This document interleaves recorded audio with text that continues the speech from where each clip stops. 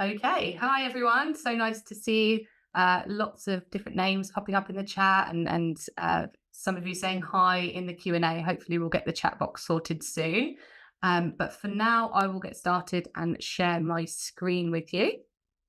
And today we are talking about AI and storytelling. So thank you all so much for taking time out of your day to join this session. It's great to have you all here today. So we'll be talking about how to use AI as a powerful tool in creative writing.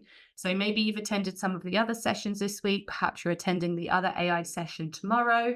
But if not, this will stand as a standalone session for you, and also link to previous if you have been as well.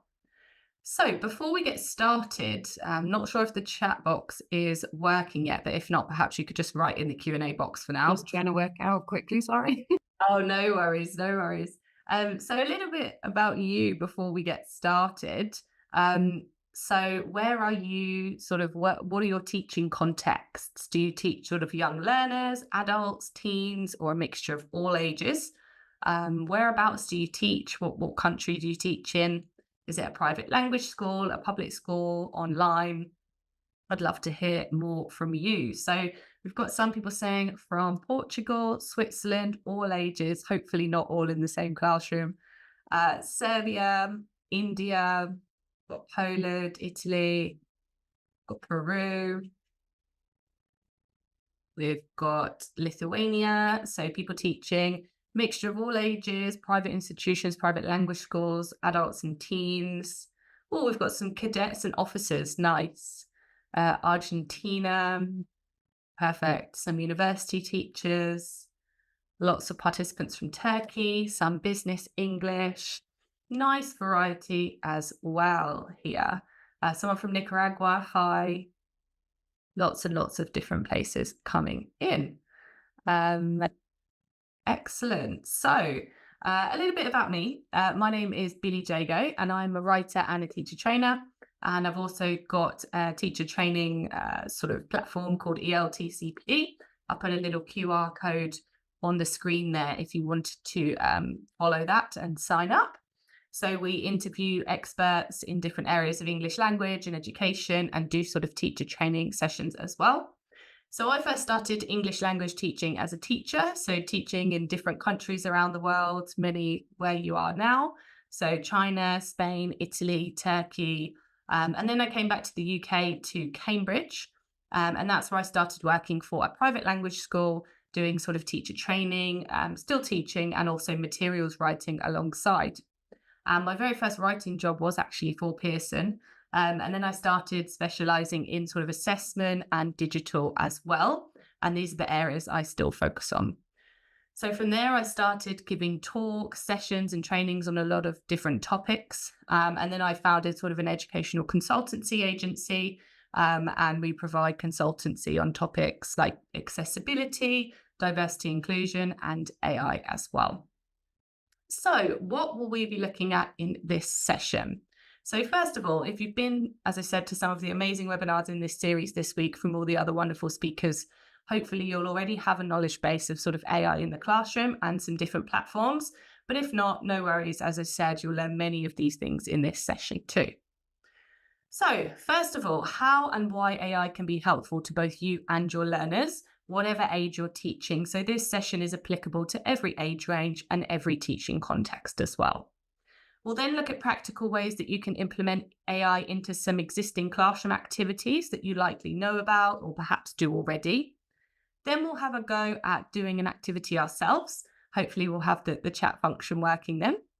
And then we'll move on to talk about how to supplement your course materials using AI. Finally, we'll look at how to find the tools that I mentioned in this session, future tools that are in development, because of course it's ever evolving, and then we'll have time for some questions at the end. That being said, if you do have any questions at any time during the session, please do feel free to write at the moment in the Q&A box. That would be really helpful, and I'll try and get to know.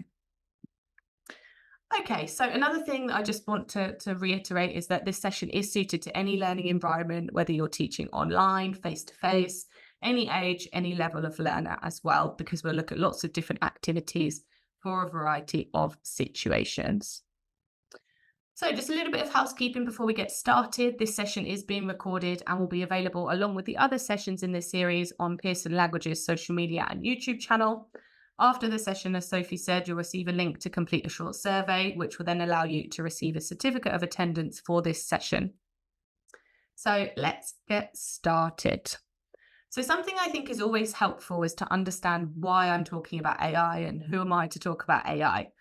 So my personal experience of working with AI is when I was in the classroom, AI wasn't as prevalent as it is now. So I guess my first contact with it was when I started sort of using early platforms to give me ideas for supplementary activities in my lessons. Because of course, as teachers, we like to personalize our lessons. We like to create our own materials, perhaps, that suit our learners as well. So I started sort of using different AI platforms just to give me ideas, inspiration, and suggestions for sort of some of my writing of assessments, perhaps, and of course, supplementary activities, as I mentioned. I then began editing sort of podcast episodes for ELTcpd and using tools for sort of suggested episode summaries as well. I've always focused on digital content, so I used my passion for this and launched the consulting company that I mentioned and started discussing ways that sort of different organizations and schools could incorporate AI into sort of their products and their lessons as well. So this is something I do regularly now, give talks, trainings, and work with clients to help them sort of utilize AI to their advantage.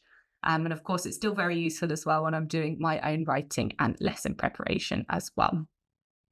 So as you can see, we have the chat box working now. So I have a question for you. Do you already use AI tools in your teaching already? It would be helpful to see who is and who isn't using them. So if you could just let me know in the chat box. So mostly yes. Yeah, a lot of people saying GPT. Some people saying no, not at all. Some people for feedback, for planning. Yeah, some people saying not yet, but I'd love to. Hopefully you'll take away some great ideas from this session that you can implement into your lessons as well. Okay, so it's a split. It's about 50-50 split, I'd say. Some people saying yes, using sort of GPT, perhaps for writing models, perhaps inspiration for activities, text to image generators as well, which we'll look at in this session. So with some AI systems, well, let's have a look first at how it can be a helpful teaching tool for you. So for some AI systems, AI can sort of analyze students' learning patterns and performance to adapt tasks in real time. So there are different aspects here that we're looking at. So we can see sort of adaptive learning platforms that incorporate AI, and they ensure that each student is challenged at their appropriate level of understanding. So adaptive learning, you might sort of not be aware of it because it's sort of a back-end thing in a platform. So it's sort of if the user takes a question, they get it right, perhaps the challenge gets more significant. If they perhaps get it wrong, the questions would get easier. So that is one form of AI platform. And this is called an adaptive approach. And it prevents students from feeling sort of overwhelmed or under-challenged in learning or assessments as well. Now, we're not focusing on these types of platforms in this session, but it's just to be aware of what adaptive learning is and how AI is incorporated into some of these as well. So another benefit of AI for students is gamified learning. So educational content can, of course, be made more engaging and motivating by gamifying it. So turning it into sort of a game, exactly. So you could use AI to get suggestions on how to gamify materials. You could adjust a game's difficulty or an activity which you're going to turn into a game, or just to provide personalized feedback on an activity, which some of you said that you're doing in the chat already. AI platforms can also help improve students' critical thinking and problem-solving skills because they can present real-world problems and scenarios that require students to apply these skills. So these tasks can be adjusted in complexity based on the student's learning progress. So again, sort of related to the adaptive learning concept there. AI also helps students prepare for the future. So if your learners are not yet in the workplace, perhaps you're teaching children or teenagers, or perhaps sort of at that university level and they're looking to get employment, they will need to familiarize themselves with different AI platforms, how to use them to their advantage, because of course they're increasingly common and relevant in most industries now as well. AI can also support diverse learning styles by allowing you to ask for suggestions on how to adjust your instruction, perhaps, or adjust different tasks to suit learner needs and learner styles as well. And it can also allow you to use different activities for a variety of learners. So it effectively helps you make your classroom more inclusive, whether that's neurodivergent learners or perhaps just unique learning styles within one classroom.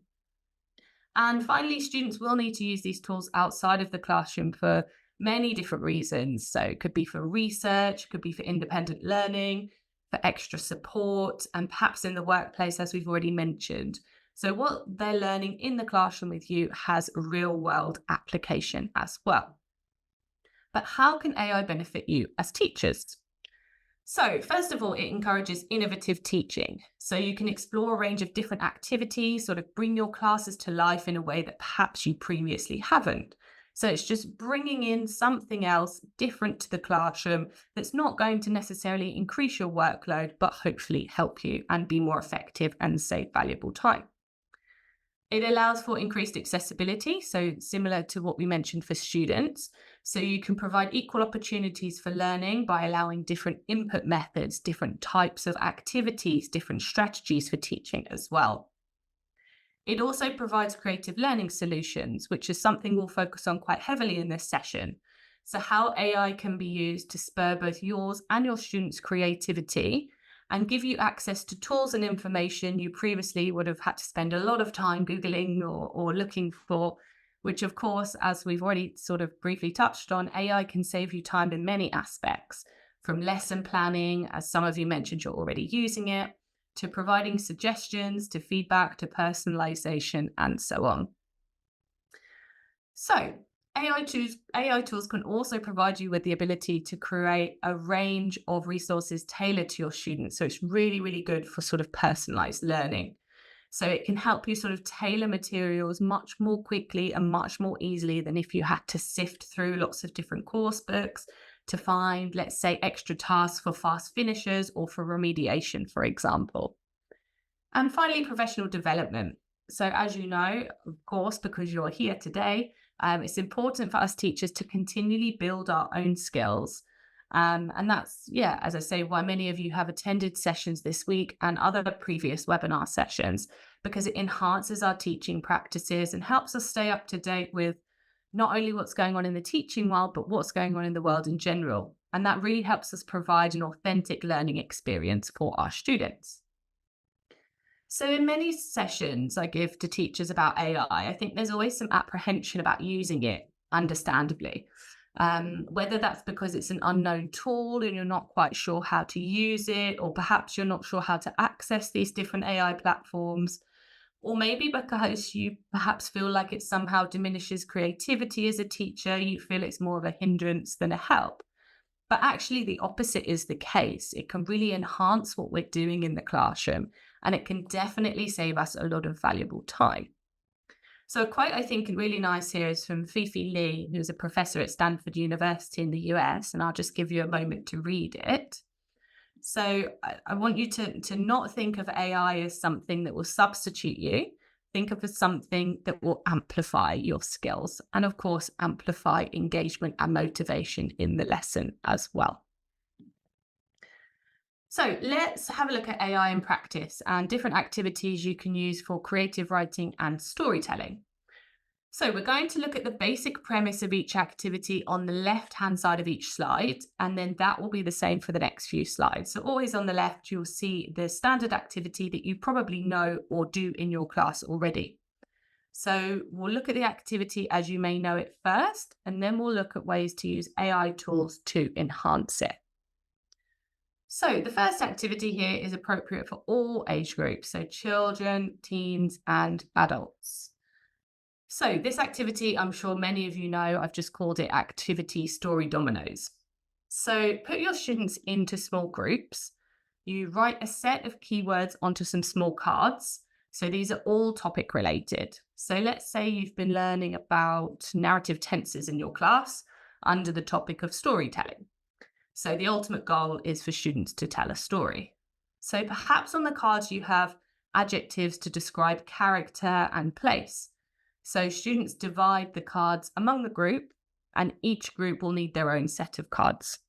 So student A in each group looks at their card and they have to start a story using that particular word. So they have to include it in a sentence. So for example, if the word on their card is sad, they could say something like, let's say, on this day, the weather was cloudy, dark, and sad. So they've given us the introduction to their story. The next student in the group, so student B, looks at their card and adds to the story using their word. For example, their word is disappointed. So they could add something like, Sarah was feeling very disappointed. And this continues around the group with students adding to the story using their words until all the cards are gone and the story is complete. So you can give as many or as few cards as you prefer. So this is an activity that you typically would do if you're doing a storytelling class. So how can we use AI to enhance this activity? So for you as teachers, you could use an AI platform such as Gemini or ChatGPT to generate the word sets to save you time. So instead of thinking up the set yourself, you could simply type the topic and the CEFR or GSE range into the platform, and it can generate language for your students to use. For students, you could have them use the platform themselves and have them write a summary of their story into a text-to-image platform, which I'll show you in just a moment, such as DALL-E or image created by Microsoft. So you could get them to generate an image to accompany their story. You could then have them present the story using the image to accompany it, or you could have students pass around their images to each group to elicit from other groups what they think the main idea of the story is before they hear it. So like a prediction activity. Another idea is for students to interact with AI is to add a homework task where students use similar platform, like we've said, GPT or Gemini, to add sort of an unpredictable twist to their stories they've created. So they input their stories into the platform, ask the platform to add a twist or amend the ending in some way, and then students present the amended stories to the class and have a vote on which one they prefer. So let's have a look at this activity in action. So before I play the video, I'll just let you know that I sort of prompted the platform to give me a word list for my B1 learners, and you can see my prompt in the video here. I wrote this on ChatGPT 4, which I pay for, but you can use ChatGPT 3, which is free to use with an account. Please be aware, I'm sure you already know if you've played around with GPT, you will need to check the level and appropriacy of the generated items. Use your judgment. So for here, for example, I asked it to give me a word list for B1, but automatically I could tell that some of these words were way above level. So things like endurance, agile, rivalry, I could tell that they were coming up and it was way above level. So I then put in another prompt.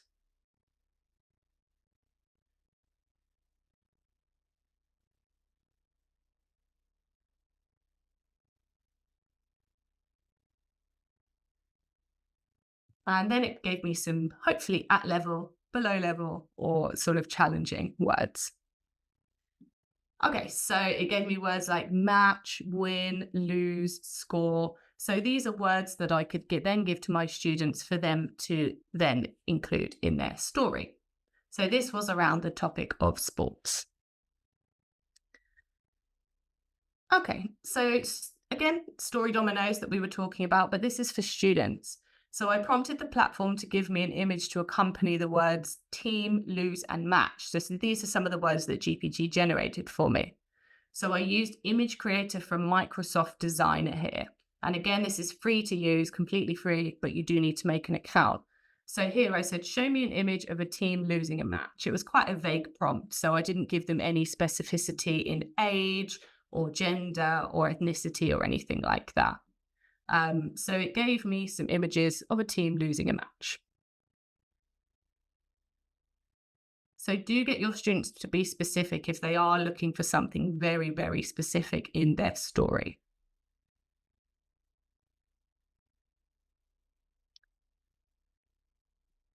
Okay, let's have a look at another activity. So This is famous story recreation. So again, in the grey bubble here, this is an activity that you probably know if you're doing a storytelling lesson. So this would be better for sort of children and teens rather than sort of older learners. So you can elicit the names of popular fairy tales or stories. So some examples I've got here are Wizard of Oz or Winnie the Pooh, for example. Then once you've got those list of stories on the board, or perhaps you've got students to write them on the board themselves, have students share the outline of some of the stories or their favorite stories involving these characters if it's someone like Winnie the Pooh, let's say. So in groups, students then pick a genre out of a hat or a bag or anything that you've got in the classroom, and then they adapt that classic story that they've just told you about into the new genre. So how can we use AI here to enhance this activity? So for teachers, of course, similar to before, you could use an AI platform, like we said, GPT or Gemini, to generate a list of classic stories and genres. Then for students, again, you could ask them to use a text to image based platform to generate images related to each part of their story. So sort of like a storyboard. So have them use these images when they present their story. So each part of the story that they've put together. You could also have students have a look at the elements required in their chosen genre because they might not be familiar with sort of detective stories or mystery stories or horrors, for example. Although be careful of the horror with what your students might include there. So you could get them to sort of use a tool such as GPT or Gemini to give them aspects of their chosen genre, and you can practice writing prompts with them as well. So here I'm using Gemini, and this is free to use with a Google account. So I asked the platform for it to give me a list of out-of-copyright classic stories. So I suggested Winnie the Pooh and Wizard of Oz. And not only did it give me that, but you'll see in just a moment. Yeah, so you can see the prompt that I put in here. Let me just go back to the beginning of the video. So give me a list of out-of-copyright classic stories. And you'll see not only did it give me the stories, but it also gave me images to accompany it as well. It gave me the year of release, and it gave me more information that I even asked for. So for example, if some of your students have come up with these ideas, excellent. If they haven't, then of course you can prompt them. You can say, okay, stories like Peter Pan, or perhaps something like Treasure Island. And if you want to be more specific, perhaps to your geography, you could of course put stories that are well known in Europe or in Latin America, for example. Okay, let me just move my camera away there. And then, so here I entered Winnie the Pooh as a detective. So this is what came up on Image Generator from Microsoft. And again, this is completely free to use, which is amazing. So imagine I'd elicited Winnie the Pooh from my students. They picked out the hat. We need a detective story. This is what I put into the image generator. And then students can sort of come up with their own stories using the images, which I think is really, really cute. Again, you could get students to choose one of these, and you could get the rest of the class to sort of guess what's happening. So particularly in the top right picture, that's really nice because you can't really tell what he's looking at, what his adventure is either. And here, the top one, I used Alice in Wonderland in an action film. In the middle, we've got Sherlock Holmes in a horror film. And then at the bottom, we've got Frankenstein as our main protagonist in a love story. And again, this is image created from Microsoft. And again, this is totally free to use with an account. And actually, I didn't see that there was a limit on the number of images that you could generate, which is excellent. So just be careful when you are using these text-to-image platforms. You will need to be quite specific in the prompts. So have you used AI-generated images in your lessons before? I know some of you at the beginning said that you have used AI, but I'm not sure if many of you have used images. That'll be interesting to note in the chat box. And a couple of comments saying that, yeah, the key is to be very detailed when students are describing what they want in the prompts as well. Someone made a point that the pictures is outsourcing imagination. I do think so, but sometimes it's quite nice. I don't think I'd be able to draw Winnie the Pooh myself looking at like a detective. So it's quite useful, particularly if you're not very good at sort of coming up with images yourself. So some people have said no, not yet, which hopefully that means that you will be using them going forward. Perfect. Great. So another activity here on the left-hand side. So I've called this one Stories and Pictures. And again, this is an activity that you probably know in your storytelling lessons. So you have students bring in images or things related to things that they're interested in, their hobbies, their passions, and their interests. So you elicit words related to the items. So it could be sort of adjectives to describe them, collocations, perhaps verbs. So I like to kick this football, or I like to message or text my friends on this phone, for example. Then students have an allocated time to write a story about the items brought in. So you could either put all the items at the front of the class and get students to write stories about all of them, or perhaps work in small groups and put the items together to write stories about them. So how can we enhance this activity? So teachers, as you may do already, you could bring in items personal to you, and then you could generate a story to save you time using an AI platform as a model, so that you've got a model answer for what your students are working towards, which is quite nice if your students do need a little bit of extra prompting and perhaps struggle with imagination as well. For students, you could have them work on the AI platform and ask for a few ideas for the outline of the story, perhaps for inspiration, but again, not writing the whole piece. I think it's very pertinent to just make sure, if you're doing things like this in class, obviously to just work together to write prompts rather than writing the whole piece, which is ultimately not what we're trying to achieve. And then also you could get students to write their story and then ask AI to write the story, and have the class guess which one was AI generated, which is actually very, very useful, because I think it's important to point out to students that AI generated texts are not 100% correct. You know, there are errors in them. There will be things in there which are hallucinated, which was mentioned in one of the previous sessions, where things just come out that perhaps don't make sense or are not very realistic as well. Okay, so let's have a look at this in action. So here you can see my prompt. I'll just give you a couple of minutes to look at it before I play the video. So I prompted the platform to give me ideas for genres for these objects. So the objects I went for were typical things I would imagine my students to bring in. So a smartphone, a smartwatch, perhaps a book, a ball. Someone showed their trainers because they forgot to bring an item in, so they just showed me their shoes off their feet, and a microphone as well. So I wanted to write a cohesive short story about that, but I wanted it to give me genres, not a full text. Get on mute so you can't hear me typing there. So you could see it suggested a mystery, also something related to sports, something dystopian, which is excellent because I don't imagine that my students would sort of know that language, and therefore it could be prompted and we could have a discussion about that language in the class as well.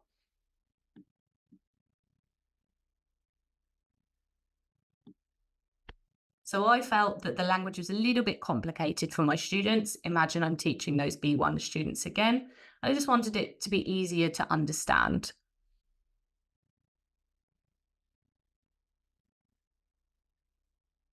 So don't be afraid to go back to the platform. If you're not happy with what it's generated, just use your judgment, your own teaching experience, and your knowledge of your students and the language level as well, to just see if that language is too difficult. So if I were a student and it gave me language such as dystopian and things like this, I wouldn't know what it was talking about. So I would have to ask it to give me sort of a leveled language as well. Okay, let's go on to an activity here for young learners. So this is all related to puppets. So I've just called it Puppet Stories. So you could bring in puppets for learners to use. So if, like me, you wouldn't know where to get puppets from, I will show you in just a moment what we could use AI for in this situation. So a typical offline task might be something like having students work with a partner to act out a story using the puppets. So prompting them with some language to include, some grammatical structures to include as well. So for teachers, we could generate images of puppets online for our students to make in the classroom rather than us bringing them in. And again, this is really just about inspiring students and enhancing their imagination.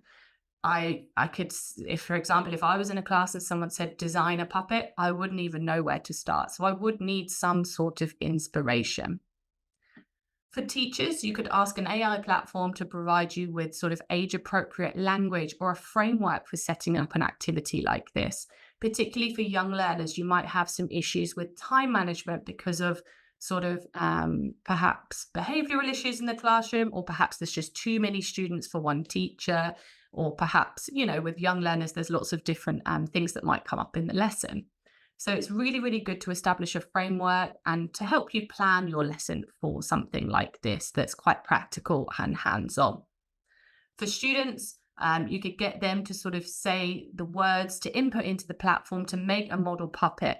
So work together as a class, and at the front of the class, if you have the ability, or if you're teaching online, to show your screen or to show your desktop and just make that puppet together. So you could say, what do you want the puppet to look like?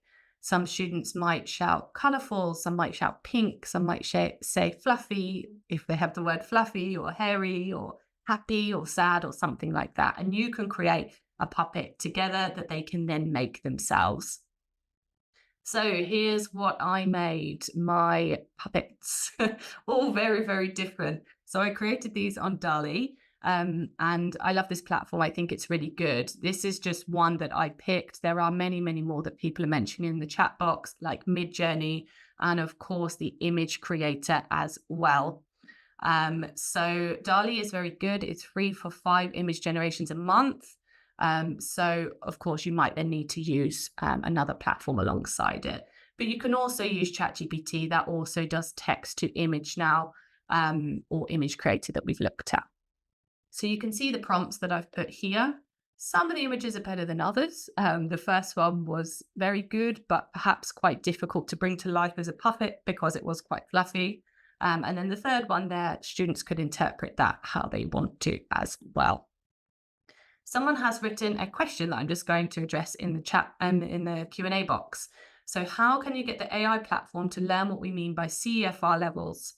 So you can simply say in the chat box, for example, my students are at B1 level on the CEFR, and the platform will understand what you're talking about because, of course, it takes information from different sources. So it will be familiar with what the CEFR is based on stuff that has been input into it previously. Okay, let's go on to this one. So the story behind the image. So this is a very, very simple activity, simply showing an image. What is the story behind it? So this you could use, as we said, DALL-E, you could use Midjourney, image creator from Microsoft Designer. Create an image and have students create a story for it. This is perfect for lots of different places in your lesson. So it could be sort of a warmer activity when you first start your lesson. Just to sort of get students' minds going and to sort of get them involved in the lesson of whatever your context is. It's also very good for a filler activity, perhaps if you've got a bit of time left at the end of the lesson and you want something to sort of fill a little bit of time, perhaps recycle some of the language as well. Your prompts could be related to the language of your lesson, or for a homework activity as well. Get students to write a short story or a short paragraph about the image. Does anyone want to write in the chat box about any of these images? What would the story be behind these images, do you think? Rita said it's a lovely dog, and I agree. I'll just give you a minute to see if anyone's got any stories behind these images here.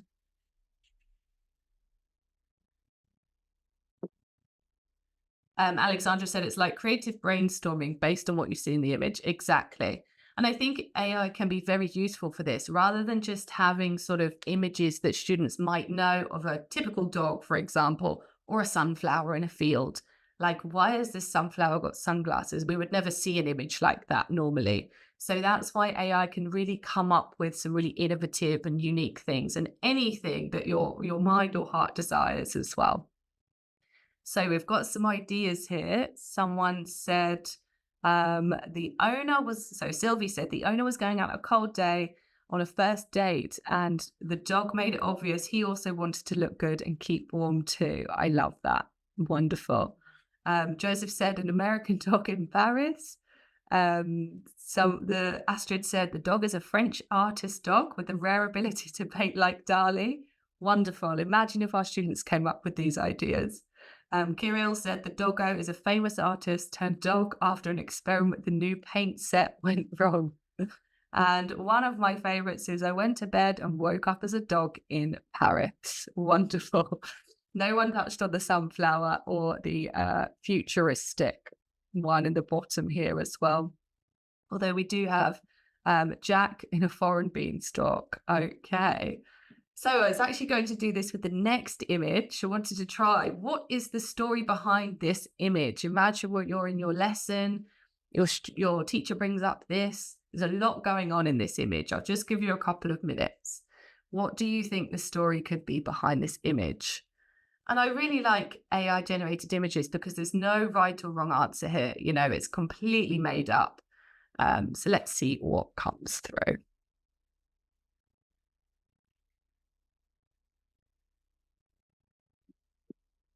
I'll just answer a question while we're waiting for people to respond. So someone asked, is AI useful for advanced students? It's useful for any level or any age of students. As we saw, some of the activities, you can adapt them to your different teaching contexts, whether that's online, offline, your different levels as well. So yeah, there's many different levels that it can be useful for. Daniela said, this person is saving Mona Lisa and the monkeys for the future. Yeah. Anna, an artist looking for a whole new world. Yeah. Laura DeSantis said, crazy monkeys who stole the Mona Lisa and hired a bandit to escape. Wonderful. The ultimate art smuggler. The prompt for this image, Jimena, you're testing me now. I think I wrote something like, a man on a motorbike in the desert stealing a work of art. I think that was, I didn't say monkeys. Monkeys just came into it for some reason.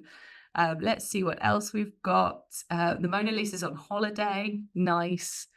And Irina said, yeah, what is wrong in the picture? Find 3 objects that don't match. That's actually really good. You could also say, how many monkeys can you see? Because to me, I see one and then I see like a leg or an arm, which isn't attached to another monkey, but perhaps it's in the basket. So yes, exactly. Someone's asked a very good question. Maria, what is written on the signpost? Actually, text doesn't come up very well in AI images. So it's actually just nonsense on the signpost. Unless you were specific about a location, it might say where it was. But this was just something that it added. So AI is not particularly good at hands, and it's not particularly good at sort of text in the background as well. So just be sort of careful of that unless you want to be specific about where it is. I'm going to go for one more. Nadine said, Mr. Da Vinci is believed to be the heir of the great Leonardo. He's so sure about it that in the end, he decides to steal the Mona Lisa with his best friend, Mr. Peanuts, a clever monkey. Exactly. So as I said, this sort of activity can be used absolutely anywhere.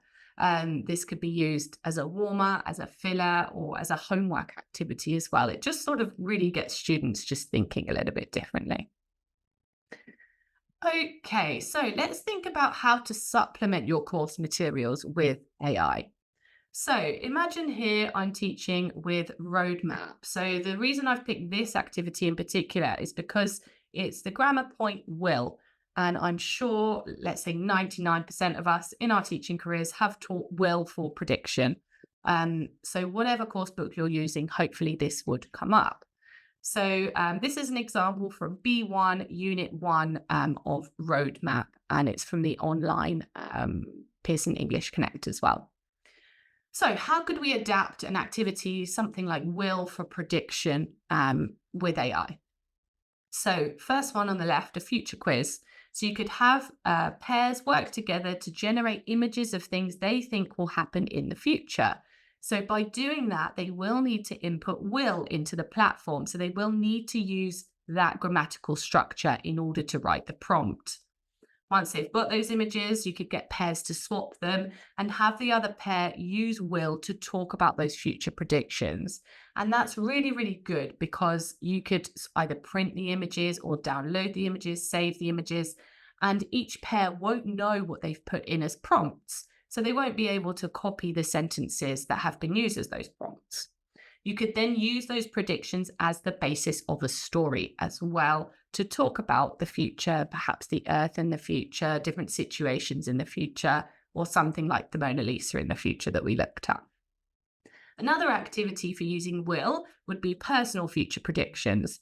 So have students write about themselves as a prompt in an AI tool. So get students to ask the platform what its future predictions are for them. So they might input something like, I am 15 years old, I really like playing tennis, I'm a very outdoorsy person, I love going hiking, I would like to travel my own country, I love spending time with my family, and I love camping. So perhaps then they put that into the AI platform and then they say, what do you anticipate for my future? What predictions would you make about my future? And then the AI platform will come out with lots of different things related to what they've said. And then you could get students to simply have a discussion. Do they agree? Do they disagree? And then you could get someone to write a story about that future that they've predicted, that the AI platform has predicted for them as well. Okay, let's go on to a bit of a lower level, like A2+, for example. And here, again, this is roadmap, but I've chosen this activity because this is something that comes up in many, many different course books, regardless of what you're using. So it's a topic of travel, and often in a topic of travel, you'd get images and you'd have discussion questions. So do you know these places? What place would you like to visit? Why? What can you see in the image? And of course, if you're preparing your students for an assessment as well, like the first certificate, then of course they do have a picture discussion in there as well. So how can we enhance this with AI? So have pairs use AI and an online search to find or generate images of places. So as I said, just be careful because sometimes AI platforms don't really replicate places very well, but they can use AI to generate some sort of fake places and then use Google to find some real places. So put students into pairs or groups and have the other pair sort of guess whether those places are real or whether they're fake. So are they generated by AI or are they sort of Googleable places? So try to avoid major landmarks here. So if they're thinking about doing somewhere like London, avoid like Big Ben, go for sort of an outskirts area. Then they can discuss these questions. So which ones would you like to visit and why or why not? Then you can extend that task and go further by having students use the AI generated images as the location, as the basis for the story. And again, you can recycle language from your lesson in here as well. So perhaps you could use this as a warmer activity, go through your language, go through your vocabulary, and then at the end, use it as a sort of story writing activity so they can really bring all of the parts of the lesson together. And then another activity is give me language. So get students to input these images into an AI tool. So you can actually copy paste, drag and drop, or upload into different platforms like GPT, for example. And then you can ask the platform to generate some adjectives to describe those places in the photos. You can do this sort of leveled, or you could do it unleveled and see what comes up. If you do it unleveled, of course, the language is going to be particularly high, but it depends if you want to sort of challenge your students. You could get them to look up the meanings of the words, or perhaps you could have a discussion in the class and elicit those meanings together as well. If you do say, oh, give me language for A2 or A2+, for example, then you can then use those words and perhaps combine it with the first activity as well to create some stories. Okay, so just got a question in the Q&A. Do all these activities apply for productive skills? Yes, absolutely. I would say that for storytelling, it typically is you have your input, sort of perhaps with listening, perhaps vocabulary, grammar, and then there would probably be a productive activity for your sort of main or freer activity like speaking or writing for storytelling. So these could be written stories, or anything that we focused on in this session could also be spoken stories as well. Particularly the cards, the first activity we looked at where students have the different cards.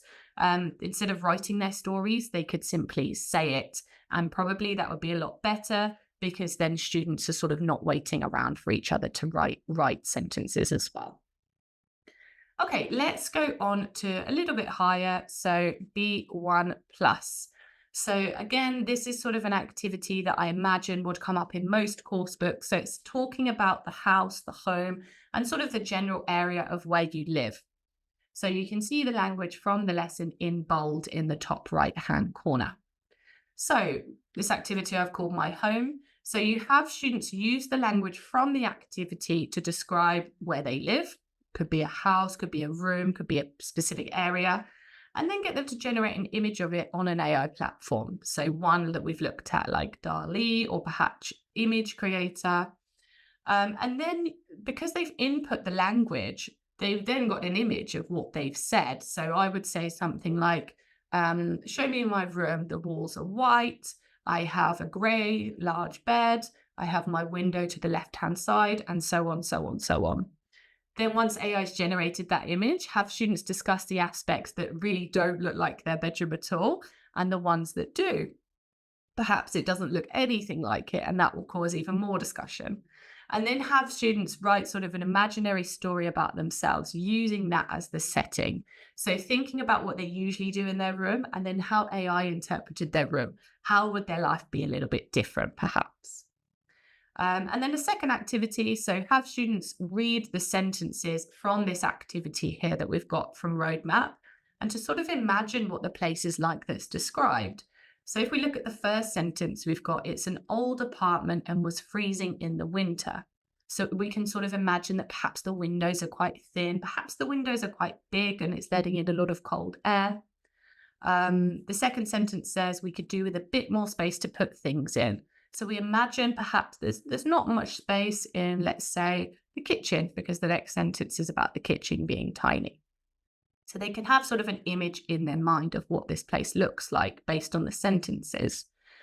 Then in pairs, one of the students sort of generates an AI image of what they're imagining. So they're typing their prompt in based on these sentences. And you might have done an activity like this before, perhaps with prepositions, where you get students to sit back to back and you describe or you tell the story of the place, and then the partner draws what their partner is saying. So here you could describe the house, but you could do it in a story. So you could say, for example, the man was in the kitchen and he was very cold because it was the middle of winter. And again, relating to the sentences, and the student is trying to draw exactly what their partner is describing to them. Okay, so we've had a look at lots of different tools. How can we find these tools? I think sometimes that's the first hurdle to get over. Where do we find these tools? Do I have to pay for them? So there are many, many, many AI tools. This is not an extensive list. If you have some that you particularly like, please do feel free to write in the chat box to share with everybody else as well. So in this session, I used ChatGPT, which was the first one. And I'm actually going to go back to that activity because I think some of you said the screen was very small. So I just wanted to show you here the prompt that I put, and also to answer about the CEFR. So you'll note here I put my students are aged 11 to 15. They're at B1 level on the CEFR. So I just want to re-show you this because I think you said the screen was a little bit small. And this was the activity where I said that a lot of the language was coming up quite high level. So as you'll see here, this was way above B1. There's lots of leveling tools you can use, such as the Global Scale of English, which is free to use, and you can check the level of your language as well if you're unsure. So I said here, some of these words are above level. Can you simplify or give me a list of B1 levels? and then it reduced it for me here. So I just wanted to go back to that because I know some of you said it was a little bit small. So let's see where we can find these. So as I said, ChatGPT, there is a free version.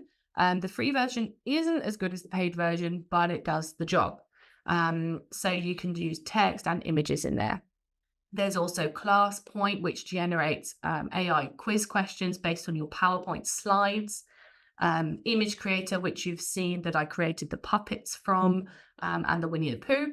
There's also Midjourney, which a lot of you have spoken about in the chat as well. Sora, which I'll touch on in just a moment, and hopefully you'll absolutely love it, like I do. Diffit, again, for content creation, similar to GPT. Canva, which I'm sure many of you use for presentations. It's very good for sort of text to image as well. Slides Go is great for presentations too. Unfortunately, you won't be able to have a copy of these slides, but the video of this session will be available on the Pearson Languages YouTube. So do feel free to go on there. And of course, you can get the information from there as well. There's also a wonderful website that I use called There's an AI for That. And it's simply there'sanaIforthat.com. I believe with no apostrophe. So this site has collected lots and lots of AI tools in one place for lots and lots of different uses. There's thousands. As you can see, it says 12,080. So I'll just show you here. I was looking for story writing AI tools, and you can see how many that it gave me. So it does tell you if they're free or if they're paid. It states the number of downloads, which I find quite useful in knowing whether it's a good tool or not. If there's not that many downloads, I'd be a bit more reluctant to download it. Use your judgment. Of course, they're not all going to be good, but you might come across a gem that you really like using. So that's called There's an AI for That. Some examples that I found on There's an AI for That is a couple of them. This one was called AI Story Generator. So it literally gave me a full story here. You can customize a story as well. You can get images from it.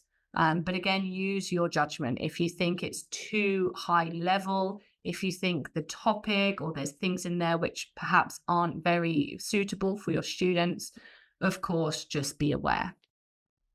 This one here, you just click generate and the topic or the genre, and it generates a full story for you and even gives you an image. And then you can type in what happens next. I'll play that one more time. So you can see at the top there, it says new story. And this was called My Tales. And if you're looking for a story to sort of, I don't know, have an introduction to your lesson, or perhaps get students to identify some grammatical structures in it, and you need something, but you don't really have time to write it, or you can't find it online, something like this would be very useful. And that was on that website. That there's an AI for that as well. Okay, so let's not play these again. So something called Sora, and this is coming. This is not out yet, and we don't know when it's going to come out, but I think it's worth mentioning because this will be absolutely wonderful for storytelling in the future. So this is from OpenAI, the same company that makes ChatGPT. And it will have the ability to generate text to video. So I don't know what the prompts are here. These are sort of the marketing videos, but these are someone typed in a prompt. They obviously wanted a Dalmatian in a country walking along windowsills. And this was a video that it generated, which is wonderful. So instead of using an image to inspire your students and get them to write a story based around it, you might be able to use text to video in the future, which is absolutely wonderful. And personally, I can't tell that it's AI generated. So the only thing is that they will be up to a minute long. They won't be any longer than that initially. And I'm not sure whether it's going to be available to everybody, whether it's going to be a paid thing, but it's just something to be aware of that, you know, AI is going that way, that there will be text to video that you can use in the future with your students as well. So realistic. Okay, let's have a look at some other useful sites. So we've got Synthesizia, and this is regularly updated. It compiles sort of new AI tools, and it's broken down into different categories. So there could be sort of an AI music generator, again, which you can use in your students for sort of perhaps adding sort of bringing a story to life or doing a role play or something like that. Obviously, video, different avatars, images, art. Zapier is very similar. They have a blog that they update all the time, which talks about different AI tools that are out at the moment and upcoming. And Pearson also did a report called Intelligence Unleashed, which was a report on the use of AI in education. And it's really, really worth reading if you have time, because it talks about how AI is being used, perhaps different regulations around it as well, and the future of it too. So as I said, this video will be available on the Pearson Languages YouTube channel. So if you do need these links, do just have a look at that as well. Natia asked in the Q&A, are there any tools for creating animations? So I think if you have a look on these blogs, Synthesizia or Zapier, they will have a section for animations. And also you can type into the text to image platforms like DALL-E and Image Creator in the style of. So if you want, for example, something in the style of like a manga cartoon, you could do that. If you want something in the style of Leonardo da Vinci, it can also do that. So you can be quite specific with the text to image platforms as well. Okay, so I'd love to know from you, what would you take away from this session? I'll just give you a moment to think in the chat box and write any answers as well. Laura has asked, what about AI tools for language evaluation? That's very good. I guess it depends on how you're evaluating students, whether it's through writing. You could, of course, use a tool like GPT. You could upload the writing tasks and ask for some feedback. But if it's speaking, it might be a little bit different. So it just depends on what you're assessing. Christina asks, are the AI tools you showed in your slides free? So some of them are. As I said, there's free versions of Gemini and ChatGPT. DALL-E has 5 free image generations a month. So it just depends on the platform. But yeah, of course, just sign up and play around and see which ones you like. Okay, so takeaways from the session, all the different AI platforms and tools. What else? A certificate, somebody said, hopefully. Lots of tools, using pictures and videos in the classroom, nice, interesting activities, creative storytelling, nice ideas, excellent, and top tips for including into your teaching practice. I think that's the thing, isn't it? You know, sometimes we see things as literally, as Irina, as just scrolling past your comment, it's just taking that plunge into AI, you know, how can I use it? What can I do with it? So yeah, I think it's just playing around, see what you feel comfortable with as well.